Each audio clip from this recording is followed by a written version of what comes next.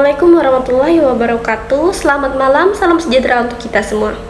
Perkenalkan, saya Rosa dengan NIM A10112111263, mata kuliah Praktek Perancangan Kontrak kelas B reguler A, dosen pengampu Apraroki SHLLM. Baik, tujuan saya membuat video ini untuk memenuhi ujian akhir semester praktek perancangan kontrak yang dimana saya akan membuat kontrak atau perjanjian dari cuplikan drama Korea yang berjudul Queen of Tears. Berikut cuplikannya. 흰자 정도로 제한하시죠. 장난해? 계란 흰자에 닭가슴살에 콩? 아니 열받을 때마다 갈비 뜯는 맛에 사는 사람한테 뭐 죽으란 소리지. 말 함부로 하지 말고. 선생님 무슨 과? 전 가정의학과입니다. 장비서님 이 메뉴 회의를 정신과 쌤하고 같이 해야 돼. 그래야 우리 아버지 정신건강까지 생각하는 식단을 짜지? 네, 참고하겠습니다. 그리고 Nah, dari cuplikan tersebut pada episode 5 menit ke-52 di mana Bomja berkata bahwa ayahnya atau Homande memiliki psikiater pribadi. Maka dari itu, saya berinisiatif membuat perjanjian atau kontrak tentang jasa psikiater pribadi antara saya dengan Homande. Berikut perjanjian tersebut. Pertama, judul, yaitu perjanjian jasa psikiater pribadi. Selanjutnya ada kalimat pembuka.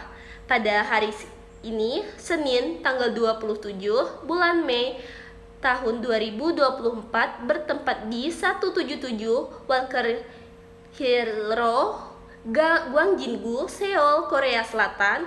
Kami yang bertanda tangan di bawah ini. Selanjutnya ada komparisi atau para pihak.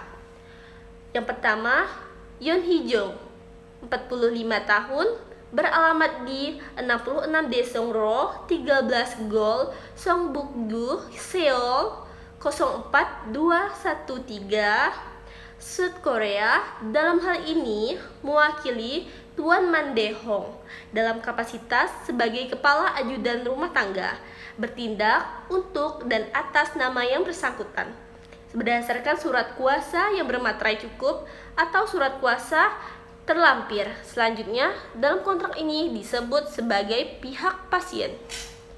Yang kedua, Rosa, 21 tahun, beralamat di 108 Yoidero, Yongduk-go-gu, Seoul, Korea Selatan.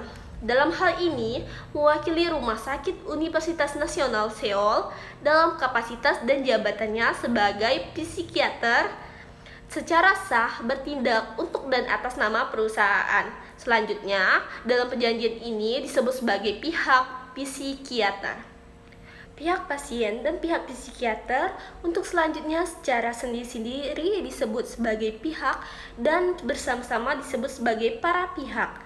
Untuk selanjutnya ada resital. Saya akan membacakan beberapa poin resital, di antaranya para pihak terlebih dahulu menerangkan hal-hal sebagai berikut. Yang pertama, bahwa pengguna jasa psikiater pribadi adalah Tuan Mandehong yang dalam kontrak ini diwakili oleh Yeon Hee-jung selaku kepala ajudan pribadi rumah tangga selama 15 tahun secara profesional dan memiliki sertifikat kompetensi dan diberikan kuasa untuk mengurus segala keperluan pribadi di keluarga Hong, termasuk keperluan psikiater dan dokter keluarga. Yang kedua, bahwa pasien memahami pentingnya keterlibatan aktif dalam proses terapi dan komitmen untuk berpartisipasi penuh dalam sesi-sesi yang dijadwalkan serta mematuhi anjuran psikiater. Yang selanjutnya, bahwa berdasarkan hal-hal tersebut di atas, pihak dengan ini bersepakat untuk membuat kontrak dengan syarat dan ketentuan sebagai berikut. Yang pertama, ketentuan umum, pasal 1 klausula definisi.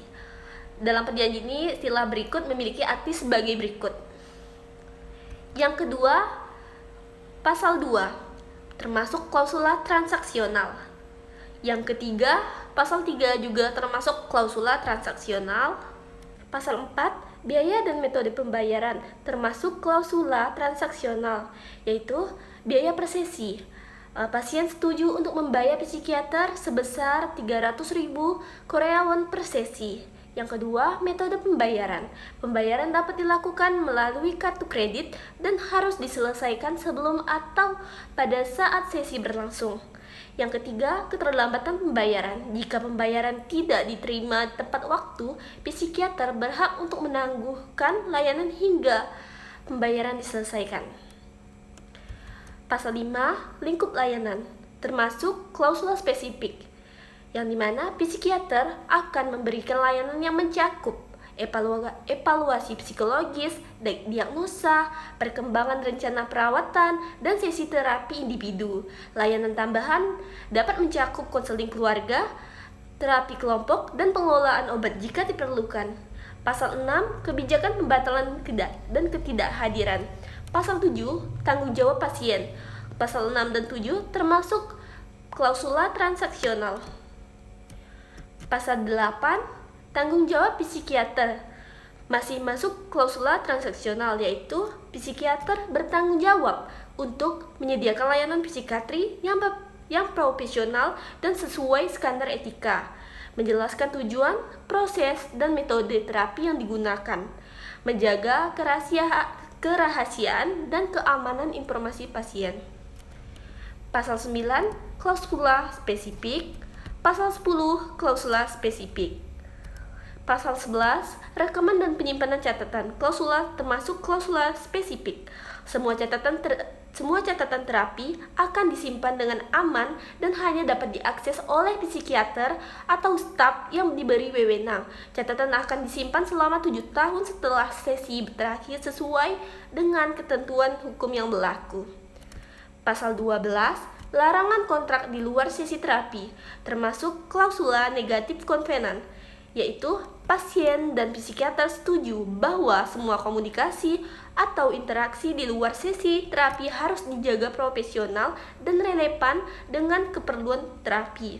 Pasien setuju untuk tidak menghubungi psikiater secara pribadi di luar jam kerja atau tanpa alasan yang mendesak, kecuali dalam keadaan darurat atau untuk tujuan administratif yang berkaitan dengan perawat pasien. Pasal 13, konsultasi dan koordinasi.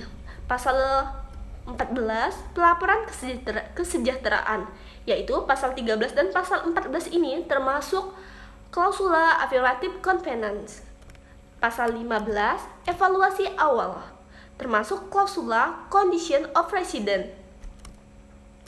Pasal 16, persetujuan terapi juga termasuk klausula condition of resident, yaitu pelaksanaan perjanjian ini juga tergantung pada persetujuan tertulis dan dari pasien untuk menerima layanan terapi psikiater yang direkomendasikan.